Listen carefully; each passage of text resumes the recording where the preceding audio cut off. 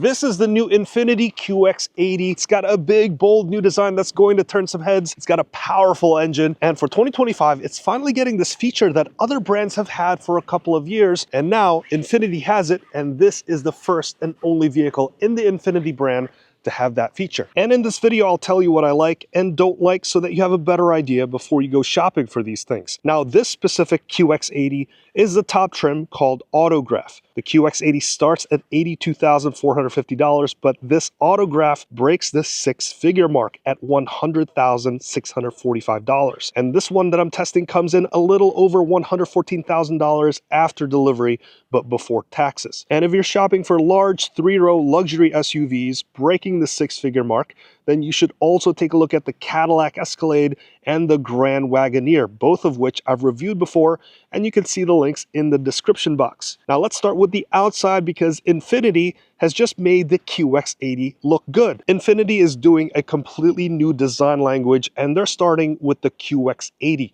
So expect other Infinitis to somewhat have the same design characteristics as this one. The front end is very bold. The LED daytime running lights are up high on the corners of the hood. You might think they're headlights, but they're actually not. The Hyundai Palisade uses the same design strategy where the daytime running lights look like headlights, but the headlights are actually down below. It's a really good look on that SUV, and I think it looks great on this QX80 as well. They're going for minimalism here, and the design looks simpler than before, but there's still a decent amount of stuff going on at the front here.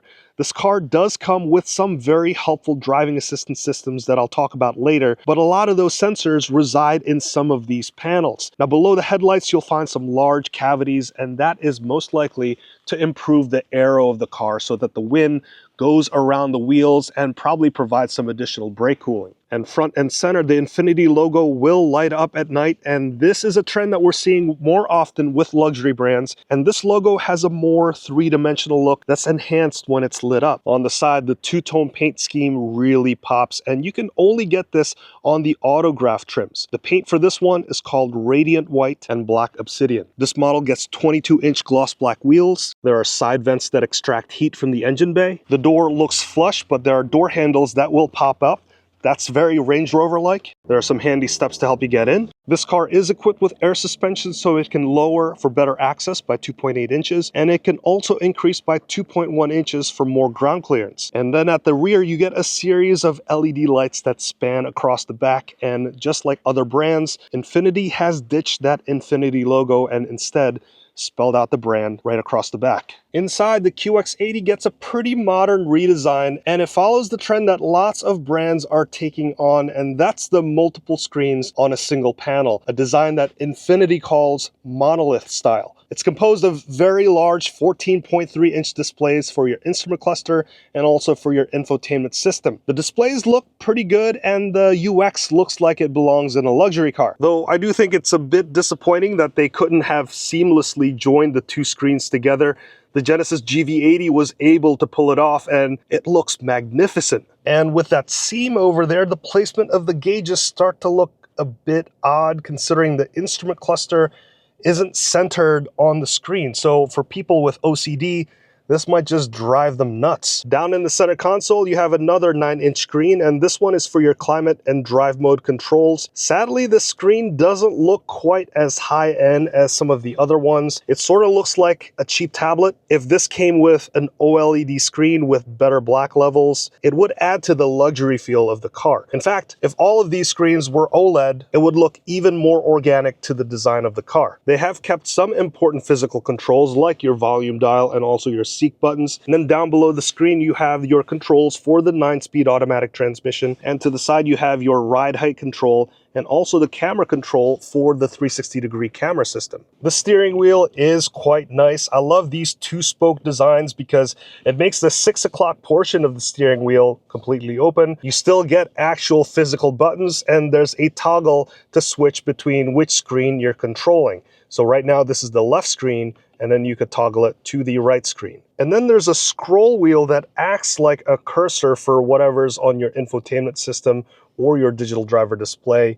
Strangely, that wheel is at a diagonal position. Perhaps that's because That's the natural motion of your thumb. But generally, the scroll wheel and the button experience has a bit of a steep learning curve. It's kind of confusing what buttons you have to push, either the directional or if you have to engage the scroll wheel. Thankfully, this is a touchscreen, so you can bypass all of that. But considering how large this screen is, you have to reach pretty far to get to certain functions. Maybe that's not a problem for tall people. I do love the amount of creature comforts in this thing. Just take a look at the screen. We have heated steering wheel, heated seats, ventilated seats. There's also a massaging feature for the front seats, and you can control the back as well. And you can see the second row seats also have heated seat and ventilated seat features. And then on the center console, we have a wireless charger and a couple of USB-C ports. Over here, we have your cup holders. And then underneath the armrest, we have a cool box. There's also a digital rear view mirror. There's also a built-in dash cam system. And there's also 24 speakers in the car, some of them right behind your heads. For the second row, the Autograph is a 7-seater version. So the second row, the middle seat has been removed for this center console and this extra screen. And as you can see here, we have some climate controls. There are ventilated and heated seat controls. And you could also electronically control the seats from this screen. In front of it, you have a couple of cup holders and then another storage compartment with some USB-C ports. In case using the screen is not enough, you have your traditional center console up here to control all those various features. You get 39.2 inches of rear legroom and also 40 inches of rear headroom. As proof of the 24 speakers, you could find 3 just in the second row door. As feature-packed as it seems for the second row, this is missing sunshades, which is always a nice feature for SUVs. To get into the third row, we have a couple of buttons over here, and this will electronically move the seat forward. And then getting in, there's actually a decent amount of legroom back here. For long rides, there's 32.9 inches of rear legroom and 36.8 inches of headroom. I'm 5'8", and there's just a little bit of room for me here. So if you're a little bit taller, it might get a little cramped back here. And as a bonus, this thing has heated third row seats. And there's also more USB-C ports. Now, as for the cargo space behind the third row, you have 22 cubic feet of space, which isn't so bad. You could fit a couple of suitcases back here. And then over to the side, you have some buttons. You could lower or raise the car because this thing has air suspension. And you could also lower and raise the seats electronically from back here. Once you lower the third row, you get 59 cubic feet of space behind the second row. And you can even lower the second row as well electronically. And that gives you 101 cubic feet of space behind the first row. And for this Autograph model, because the second row has that center console, it looks like that armrest is just above the plane of the second row, so no, you can't store things flat between the second and third rows. Now let's see how this thing drives. The QX80 is a pretty powerful SUV. It's powered by a 3.5-liter V6 twin turbo, making 450 horsepower and 516 pound-feet of torque. Given that this is a 6,000-pound SUV, it can go 0 to 60 in the low to mid 6-second range. It can also tow up to 8,500 pounds. So from a straight line performance and general utility, this thing hauls. The ride quality is not bad for a body-on-frame SUV. It's comfortable for long drives, and this Autograph also comes with ProPilot 2.1. So on some roads that's been approved and registered in their database, this thing can actually do hands-free driving, sort of like GM Super Cruise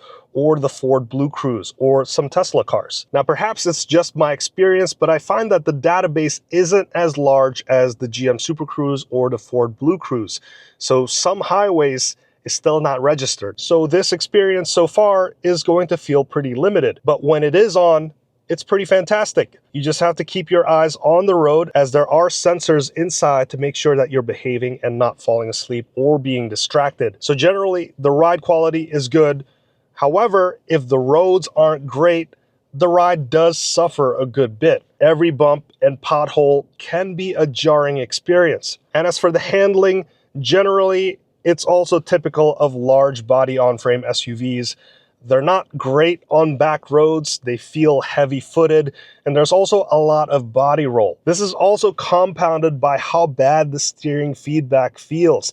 The steering damping is a little too heavy for my tastes, and I think a little bit more boost would do a lot for the steering feel. Couple that with the large steering dead zone in the center, you end up getting a vague sense of the road. This is generally a characteristic in some of these large vehicles, but I feel like other companies have been able to tune the power steering and buttoned up the chassis pretty well to improve the driver connection with the road. This Infiniti doesn't feel fully baked in the handling department. While I'm on the negatives here, there's a couple of other annoying things that I came across.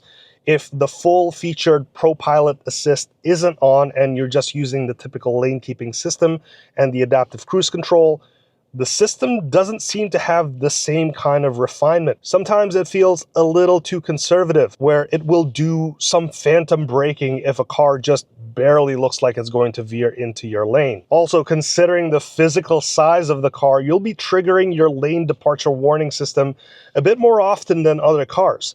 Combine that with the lack of good steering feedback, the lane keeping system is something that you might be fighting with more often than not. Another small annoying feature is how the turn signal stalk sometimes doesn't even register. I think this is a problem with stalks that toggles back to the center. Sometimes you just don't know if you've engaged it. But in this case, there have been a couple of times where I knowingly engaged it, but the signal just never engaged. It's a bit frustrating and it makes you look like a jerk on the road. As for the fuel economy, you'll get 16 miles in the city, 19 on the highway, and 17 miles per gallon combined on premium fuel. It's not going to be cheap to operate this thing, and that's expected. It's a large, heavy SUV with full-time four-wheel drive and a powerful engine that can tow a lot. This is going to be on par with other cars with similar capability. So overall, the Infiniti QX80 looks pretty good outside and inside, and there's a lot of creature comforts as well. But when it comes to the driving experience, I don't think this is fully there yet. If you want to check out other three-row SUVs that have broken that six-figure mark, check out my review over here. I want to thank you so much for watching all the way up to this point. My name is Hanson, and that has been the 2025 Infiniti QX80, and I'll see you in the next one.